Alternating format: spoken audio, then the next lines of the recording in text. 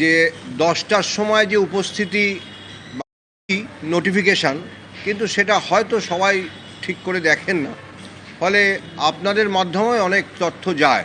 কারণ আপনাদের আমি অনুরোধ করেছিলাম আগেও যে 10টার সময় যে উপস্থিতি বাধ্যতামূলক, এই ব্যাপারটা জানিয়ে দিতে, এবং আমি কৃতজ্ঞ যে অনেক চ্যানেল তারা স্ক্রোল আকারে সেটা দিয়েছে। আমি জানি না এখনও চলছে কি না, এটা অনুরোধ করব যে আপনারা এটা চালিয়ে যাবেন, যে স্ক্রোল আকারে একদম আজকে রাত অবধি বা কালকে অবধি।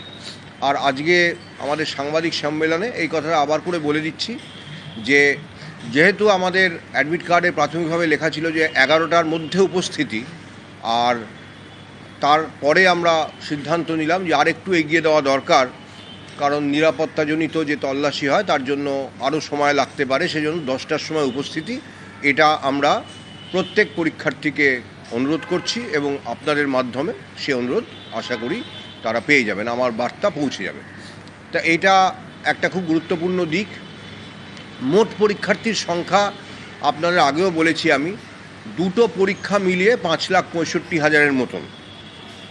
তার মধ্যে 3,19,919 এই সংখ্যাটা হচ্ছে আগামীকাল যে পরীক্ষাটা হতে চলেছে।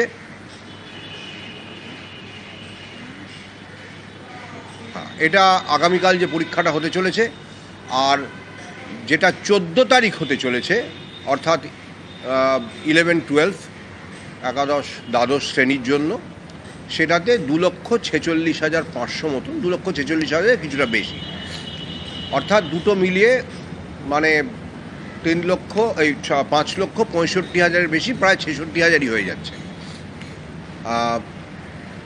এটা গেল পরীক্ষার্থীর সংখ্যা। কালকে মোট যে পরীক্ষা কেন্দ্র আছে সেটা 636টি কেন্দ্র, এটা আমি আগেও বলেছি, এবং 14 তারিখে 478টি কেন্দ্র।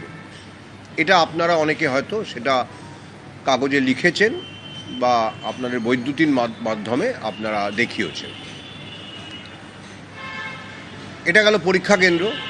এরপরে আরও একটু খুঁটিনাটিতে আমরা আসতে পারি, যে তথ্য যেটা আপনাদের হয়তো মনে হতে পারে